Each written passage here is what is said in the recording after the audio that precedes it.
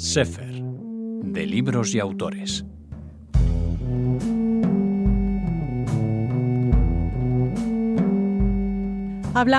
Recibimos en Radio Sefarat a Ivonne Zubiaur. Hola, Ivonne. Hola, Raquel, encantado. Encantados nosotros de tenerte a ti para hablar de un libro, un capítulo de mi vida, de Bárbara Königemann, que nos presenta Errata Naturae. Gracias a ti, Ivonne, ¿no? Bueno, es una propuesta mía, efectivamente. Es un libro que le propuse yo a Irene Antón, la editora de Errata Naturae, porque me parecía que conciliaba muy bien el tipo de libros que yo venía proponiéndole y que habíamos editado ya anteriormente, de autoras nacidas y socializadas en la antigua República Democrática Alemana, pero también un tipo de libros que Errata viene editando en los últimos años y que han tenido bastante buena acogida, de libros sobre las madres, sobre todo de las autoras, pero también en algún caso de autores masculinos. Y este es un libro de una autora nacida en la RDA sobre su madre, que era un personaje muy atractivo, como detallaremos ahora. Cuéntanos por qué era tan atractivo el personaje de la madre de la autora, conocida como... Es una mujer que, aparece en bastantes libros porque ella fue la primera mujer, aunque él era el segundo marido de ella, del que muchos consideran el mayor espía del siglo XX, el espía británico Kim Philby, que fue captado por los soviéticos cuando estudiaba en Cambridge y infiltrado en el servicio secreto británico, y estuvo a punto de llegar a ser el máximo responsable del servicio, por lo menos del servicio exterior de inteligencia británico, hasta que ya, cuando vio que lo iban a descubrir, se fugó a la Unión Soviética. Y aunque todas estas historias de espías siempre son un poquito escurridizas, pues muchos expertos e historiadores apuntan o sospechan que esta mujer, Lizzie Friedman, que es el nombre por el que sobre todo se la conoce, pudo ser clave en el reclutamiento de Kim Philby para el servicio soviético. Aunque ella apunta que no habría sido así, pero la duda queda, como casi todo en este libro que intenta explorar a esta mujer tan fascinante. Claro, y lo hace de una manera particular, porque no es una biografía, no es un estudio completo de la figura de Lizzie, sino que es la visión son los recuerdos de la hija sobre la madre, ¿no? Y lo que ha ido investigando. A mí me parecía muy atractivo de este libro, porque eso es prácticamente un libro de memorias de la autora, que evoca a su madre una vez muerta ya su madre. Y como muy bien dices, Raquel, el libro está construido solo con los recuerdos. Y la autora incluso al final del libro dice expresamente que ha renunciado a documentarse en archivos y a visitar otras ciudades, interrogar a la gente y tratar de recabar datos que su madre no quiso transmitirla. Y yo creo que esa es una de las cosas que hace que el libro este sea tan atractivo en lo literario, pero también en lo humano, que es que la mujer está ya bastante madura para cuando escribe el libro, porque realmente es un relato de no ficción. Se enfrenta al recuerdo tan elusivo de su madre, que borró muchísimas pistas sobre su pasado. Se enfrenta a él, lo despliega, pero renuncia a indagar ya mucho más allá de lo que no quiso contarle su madre. Y ese es uno de los atractivos que yo creo que tiene el libro también a nivel moral, de respetar un poquito esa memoria sesgada que su madre le transmitió. Una memoria y una personalidad que conocemos a través también de los amigos y de la gente que estaba en la vida tanto de la madre como de la hija, ¿no? Sí, claro, porque efectivamente ese es un poquito el retrato que va trazándose la hija desde niña y adolescente de su madre, pues también está completado por lo que le van contando otros personajes que han estado muy cercanos a ella. Para empezar, el propio padre de la autora, que vivía separado de la madre de la autora, pero que seguían siendo muy buenos amigos y que es una de sus fuentes principales, pero también muchas grandes amigas de la madre que le cuentan su propia visión de cómo era su madre de joven y que no coincide necesariamente con lo que la madre quiere contar de sí misma. Y aunque no todos tenemos madres espías ni padres con una vida tan exótica, pues yo creo que ese es el rasgo universal en el que todo lector se puede reconocer, ¿no? Que a la hora de preguntarse cómo son sus familiares más cercanos o las personas que han marcado su vida, pues nos encontramos que claro, que cada una de las personas que le ha conocido y le ha tratado en épocas distintas de su vida nos da un retrato a veces muy, muy distinto del que tenemos nosotros o de los que van contando los diferentes amigos entre sí. Y esto es lo que este libro pone de manifiesto. Además, Lizzie Friedman estaba llena de contradicciones, por lo que podemos averiguar o lo que podemos sentir después de la lectura de Un capítulo de mi vida. Sí, eso es lo que también la hace tan fascinante, ¿verdad? Porque ella es una mujer que viene de la alta burguesía austrohúngara y una mujer, pues bueno, de bastante cultura y con aficiones muy cosmopolitas y que, sin embargo, se convierte en una militante comunista muy convencida y dedica buena parte de su vida, muchos años de su vida aparece a espiar para los soviéticos y, sin embargo, cuando ya vive retirada en la República Democrática Alemana después de la guerra, pues vive una vida de gran señora que le gusta la alta costura y comer bien y que considera que el socialismo real pues es muy cutre y la mayoría de los amigos que ella frecuenta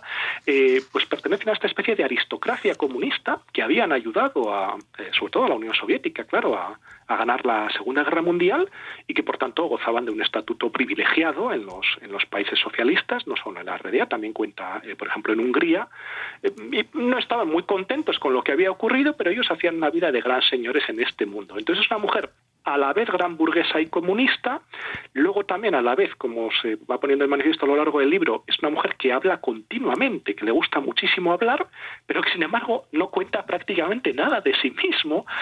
misma y que su continua verborrea en realidad casi más le sirve para ocultar aquellas partes de su personalidad que ella no quiere ver reveladas, ¿no? Entonces suena paradójico para una espía que sea una persona que le guste mucho hablar y le gustan mucho las fiestas y tiene bastantes admiradores y amantes,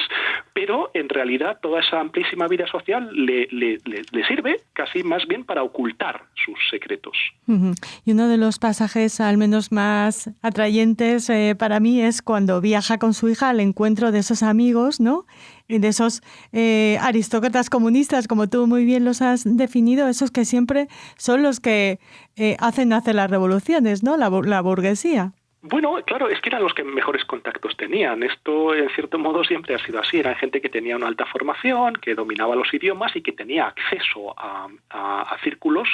que los militantes comunistas de origen proletario no podían tener. De hecho, esa es una de las razones por las que el servicio secreto soviético está encantado de poder reclutar a Kim Philby y a sus amigos de Cambridge, que son todos de muy buena familia y los invitan a los mejores círculos y tienen acceso a esa información. Por eso les interesan. ¿Conocemos a Kim Philby de alguna manera diferente que en otros libros o en otros pues textos que se han dedicado a esta figura tan importante en la Segunda Guerra Mundial, te parece? Esa es una pregunta muy interesante, porque claro, yo no he estudiado a fondo la figura de Philby, sí que he leído algunos libros. De hecho, hubo en España hace poco un libro que ganó el premio comillas de biografías dedicado a la figura de Philby, sobre todo en España, porque Philby fue corresponsal en la Guerra de España, en la Guerra Civil Española, que es el puesto en el que además los soviéticos quisieron infiltrarlo, porque en ese momento no tenía ningún trabajo atractivo y les pareció una forma muy adecuada de ir dándolo a conocer, y Philby fue corresponsal primero por Libre y luego para The Times en la Guerra Civil Española, e incluso parece que se ofreció él mismo o que alguien le propuso, que existió el plan de utilizarlo para matar a Franco, porque Philby fue recibido 2 veces por Franco y creo recordar incluso que condecorado. O sea, es un hombre que tenía también muchas facetas. Y una muy poco conocida, como dices, es la de su primer matrimonio, su relación con Lizzie Friedman, a la que conoció en Viena cuando él era un joven recién licenciado. Y bueno, el hecho es que efectivamente él se hizo comunista por las experiencias que vivió en Viena cuando era pareja, todavía no casados, de Friedman. Y se casaron, de hecho, para que ella pudiera salir del país sin problemas, porque después de la llamada Guerra Civil Austríaca del 34, la represión contra todos los militantes de izquierda fue terrible y ella pudo salir del país pues gracias a que estaba casada con un ciudadano británico. Entonces, esa parte de su trayectoria sí que es poco conocida, pero también en buena parte porque ella, desde luego, se aplicó hasta el final de su vida a guardar un riguroso silencio sobre su relación con Philby. Y como dices, en la novela aparece como al morir él, bueno, primero al fugarse él, perdón, me estoy equivocando, cuando se consuma su fuga a principios de los años 60 a la Unión Soviética, entonces claro, queda de manifiesto que él ha sido un espía de los soviéticos y entonces empiezan a aparecer periodistas británicos en Berlín Oriental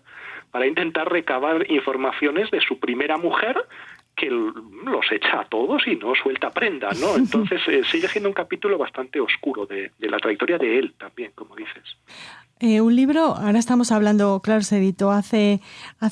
no mucho, pero hace semanas, y justo ahora estamos conmemorando la caída del muro, o sea que es un libro muy ad hoc, ¿no?, para estos momentos. Sí, bueno, el tema, claro, como sabes, yo vengo ya bastantes años traduciendo literatura de la antigua República Democrática Alemana. Y bueno, la verdad es que como llevo ya muchos años dedicado a ello, pues me complace comprobar que por muchas razones, algunas de ellas bastante tristes,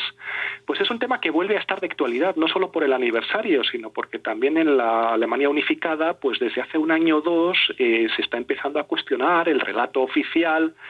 de que la unificación había sido maravillosa y una historia de éxitos y triunfos y alegrías para todos, cuando algunos ya veníamos años diciendo que no era exactamente así, que había un profundo descontento en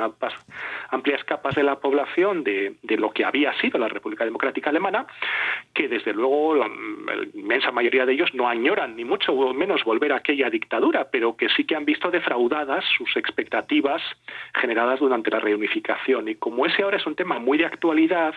pues la Alemania unificada vuelve a mirar a lo que fue aquel país tan extraño, tan anómalo, digo yo siempre, ¿no?,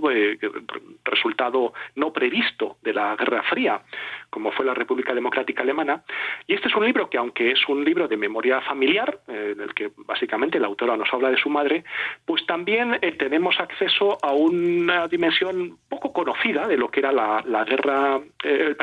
vida en la República Democrática Alemana, que es concretamente desde el punto de vista de aquellos que habían ayudado a ganar la guerra contra el nazismo y que vivían una existencia de aristócratas en pequeñito, porque realmente el poder adquisitivo era relativamente bajo, el de gente como Litchi Friedman, pero eran gente absolutamente privilegiada en la RDA y que vivía de acuerdo a unos valores muy burgueses y que tenía una visión pues más independiente de lo que pasaba en los países socialistas, porque se lo podía permitir,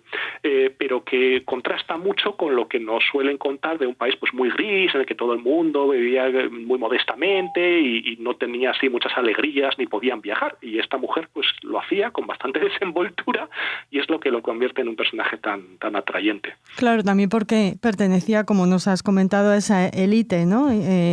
Esa aristocracia. ¿Qué secretos guardaba, ¿no? Porque eso, ella, por ejemplo, pues da a entender en un momento dado que cuando decide seguir a su tercer marido, que es el padre de Barbara Honigmann, el periodista Georg Honigmann, que también era de origen judío, aunque no nunca se sintió como tal, pero por supuesto tuvo que huir de la Alemania nazi y había trabajado como periodista en Gran Bretaña,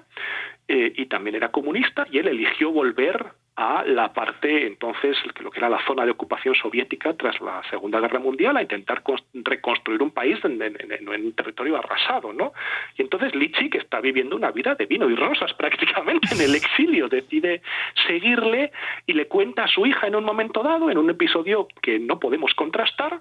que ella llega a la frontera y entonces ahí los oficiales rusos empiezan a examinarla, y entonces ella no sabemos muy bien qué les dice, pero por lo visto se identifica y dicen, bueno, pase usted, y viene un coche a recogerla y le libran de todos los trámites a los que se tenía que someter un mortal corriente a la hora de pasar a vivir en la República Democrática Alemana. Luego sí que debía ser un personaje que el servicio secreto soviético conocía muy bien, y no solo como la mujer de Philby, sino por haber llevado a cabo ella misma misiones más allá de las de correo de Philby, que sí son conocidas.